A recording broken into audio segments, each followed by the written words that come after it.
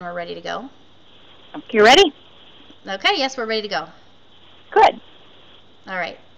Hi, this is Christina King with Embracing Your Greatness. My guest today is Johnette Benkovich. She is the host of Women of Grace program on EWTN, and also beautiful prayer series for women is another way that I've actually been able to delve more deeply into some of the beautiful gifts that Johnette has been bringing to the church, particularly to women.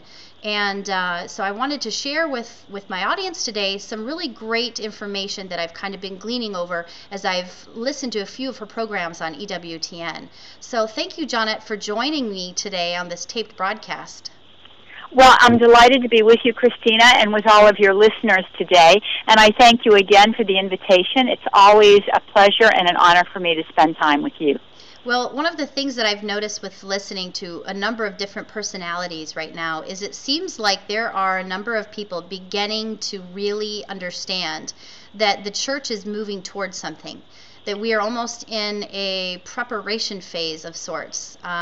Pope Benedict XVI has even talked about the new springtime, and I was watching on the EWTN YouTube channel the 15-year commemoration that Raymond Arroyo was doing with an interview in which Pope Benedict XVI said that the new springtime wasn't actually about mass evangelization of hundreds of thousands of conversions, but rather it was an awakening of almost a smaller remnant church that began to explode in their faith, and that this remnant somehow was going to truly awaken and come alive and gather amongst itself and for the protection and the propagation of the faith during difficult times that were coming. And so that being said, I was hoping our focus could be today about the overwhelming number of persons writing books talking about, speaking on the topic of 2012 and that maybe the end of the world or an end of an age, but certainly this preparatory phase where people are beginning to think about, is there something going on? And if there is, how would it or could it come about that Revelations, for instance, could a Antichrist figure present itself, and what would be the likely way in which that could occur based on what we've seen historically? And as a church militant, it is something that we all should be thinking about in terms of preservation of faith, looking at what's important, which would be obviously our faith and our family life, and what should be on our radar. So with that, I wanted to say I noticed a show that you had on recently talking about controlling the food supply, and I was hoping you could share with me a little bit about the guest you had on and why you and your producers felt that that was a timely subject. Sure, I'd be happy to, but I first would like to speak, if I could, to the whole issue that you raised with regard to our Holy Father's statements and the call to a new evangelization. I don't think that there's any question that we are living in a very unprecedented age. And while there has been periods in history before, and we can go back to the dawn of civilization, and we have seen that there has been apostasy, in other words, people moving away from the sacred scripture and from the teachings that come to us from Holy Mother Church, moving away from the things of God more into a secular worldview. There has never been a time quite like this where the proliferation of those ideas has been more pronounced and has gone forward with greater facility. And we have numbers of reasons why that is the case. Obviously, we cannot discount electronic communications, television and radio. We cannot in any way underestimate the impact that they have on the lives of people every day. Here in my home state, for example, we recently had a primary election, and it was noted that the majority of individuals coming out of the polls said that predominant reason why they voted for one candidate over the other was because of the media influence with regard to spots and advertisements that were done by the candidates. So media is a very present and very real impactor, if you will, influence in today's society. Secondly, in addition to the electronic communications, we have technological communications.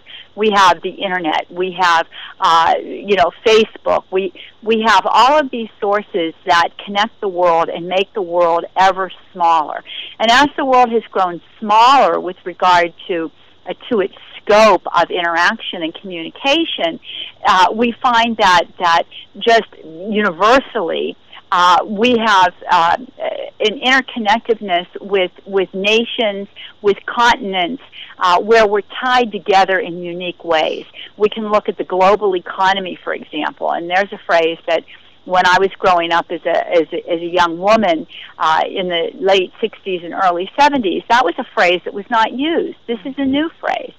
So we find that, indeed, the world has shrunk in that regard. At the same time as we've had this ability to impact each other,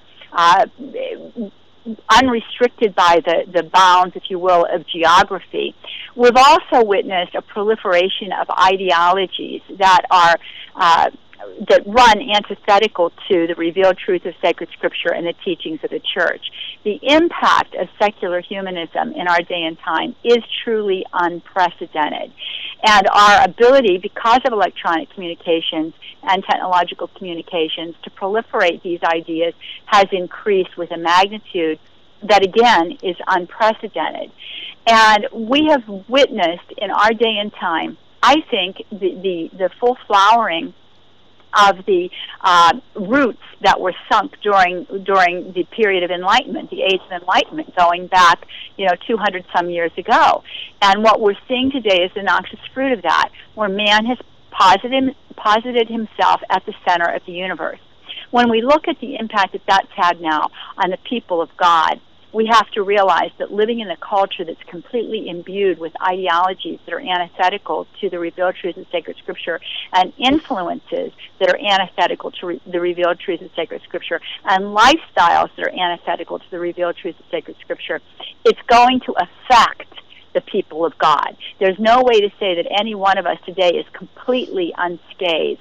We're all scathed by it, and we all need to do serious examinations of conscience to see to what extent is it that I have fallen sway or I have opened myself up to concepts, ideas, worldviews that are not in line with sacred scripture and church teaching. In other words, to what extent is my own Christian understanding of who I am, who Jesus Christ is, and who God himself is, to what extent has that been in some way eroded? And we've got to make reparation, both, on our knees in sorrow and contrition, but in addition, we have to make reparation in our worldview. John Paul II, in his encyclical Christi Fidelis Laity, which had to do with the people of God in this our day and time and the call of the laity and our mission, made the statement that we have to mend the fabric of Christian society. Well, we've not done a good job of that. We know that just by looking at the realities of the Catholic population today, that as many people in the Catholic population contracept as outside of it. There are as many divorces inside the Catholic population as there are outside of it. There's as many individuals getting abortion inside of the church as outside of it. So we know that we've not done our job. We haven't done a good job of doing that.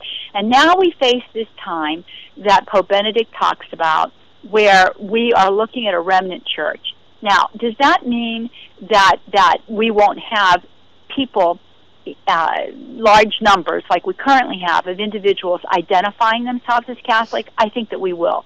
We're still going to have individuals like Nancy Pelosi. We're still going to have individuals like Joe Biden. We're still going to have individuals like Ted Kennedy's God have mercy on his soul, who identify themselves as Catholic but live outside of Catholic teaching. Right. But what I believe the Holy Father is talking about is that faithful remnant, that remnant who holds fast to what Church teaches, yes, and to the way in which she desires for us to go. And this is the group that he's focusing on with regard to this new evangelization.